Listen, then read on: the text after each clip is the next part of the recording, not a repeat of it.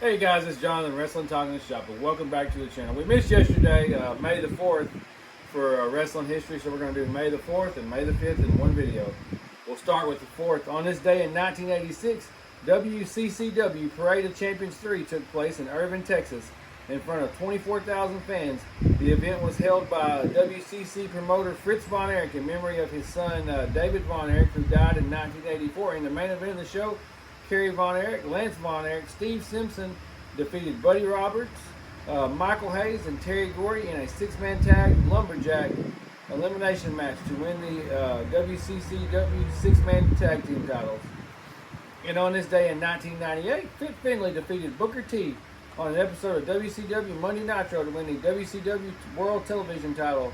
The fifth time in 5 days the title changed hands.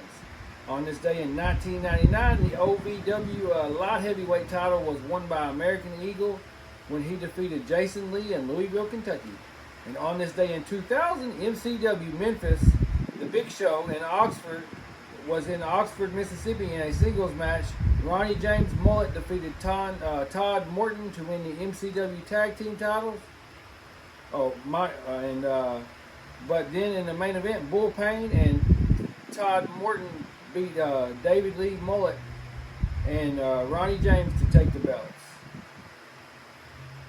And on this day in 2002, WWF Insurrection was held in Wembley Arena in London, England, in front of 10,500 fans. This was the last pay-per-view held under the WWF name before rebranding as WWE. It was also the following show that the infamous plane ride from hell took place on, when superstars were flying back to America, resulting in both Scott Hall and Kurt Hennig being fired from the company on the show.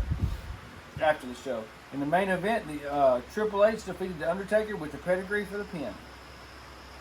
And on this day in 2004, at WWE SmackDown taping in Tucson, Arizona, Jacqueline defeated Chavo Guerrero to win the WWE Cruiserweight Champion, becoming the only woman to hold the belt in WWE. Both Medusa and Daphne were Cruiserweight champions when the belt was in WCW.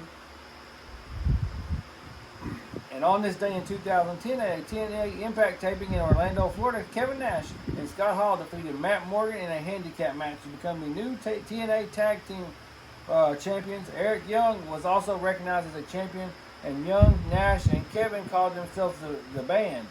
They defended it under the championship under the Freebird rule. And on this day in 2018, Tessa Blanchard defeated Chelsea Green at the PCW Ultra May the 4th show in California to win the PCW Ultra Women's title. And on this day in 2019, JT Dunn defeated Brad Hollister to win the new NEW heavyweight title at the NEW Arena in Connecticut. And that's going to wrap it up for the 4th. Let me switch to the 5th here. Well, today's the 5th, right? Yeah, Cinco de Mayo today. On this day in 1905, a bout took place in New York City between the world Gringo Roman wrestling champion George Hackenschmidt. Greco-Roman, right? Greco-Roman. Glad we got you.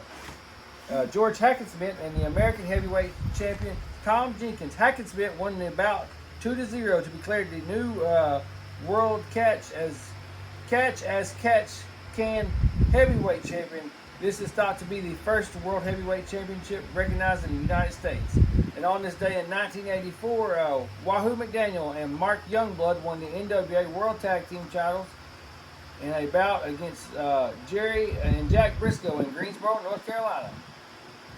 And on this day in 1986, the second Von Erich Memorial Parade of Champions took place under the World Class Championship name banner at Texas Stadium in Irving in front of 26,000 fans.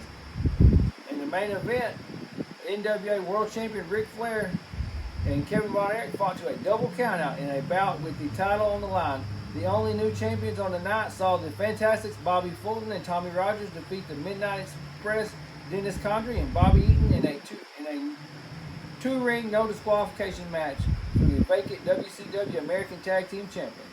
And on this day in 2001, WWE presented a UK-only pay-per-view Insurrection from London, England. And in the main event saw the Undertaker defeat Stone Cold Steve Austin and Triple H in a triple threat match. And on this day in 2002, World Wrestling Federation Entertainment becomes World Wrestling Entertainment. The new WWE branding will be officially unveiled a day later. The name change resulted of a lawsuit between the World Wildlife Fund Federation. How you spell that, Lindsay? WWF. Huh? WWF. Yeah. And on this day in 2002, the infamous plane ride from hell occurred. We just got through talking about that, and that was when Kurt Hennig and Brock Lesnar, they got into like a shoot fight in the plane. I think X-Pac cut Michael Hayes' ponytail off. Ric Flair was running around. It was a wild mess. I mean, it's Dark Side of the Ring did I think they did an episode on it. Yeah, didn't they did an episode on it's it. been a lot, well documented, and the result, Scott Hall was wheeled out in a wheelchair after the plane. He was so messed up, but he was fired, and Kurt Hennig was both fired. And on this day in 2002, longtime WCW NWA official Randy Anderson passed away at his home in Rome, Georgia, as a result of testicular cancer at the age of 42. And on this day in 2009, Ric Flair makes his Ring of Honor debut as the Ring of Honor ambassador. I don't think that went very well. I think he only appeared on one show. And on this day in 2014, on an episode of Raw from Albany, New York, Dean Ambrose is forced to defend his United States title in a 20-man battle royal.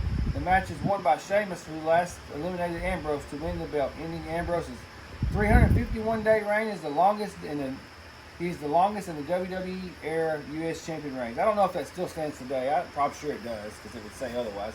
But anyways, that's going to wrap it up for today in wrestling history for May the 4th and May the 5th. Happy Cinco de Mayo, guys. Like and subscribe. Hit that notification bell.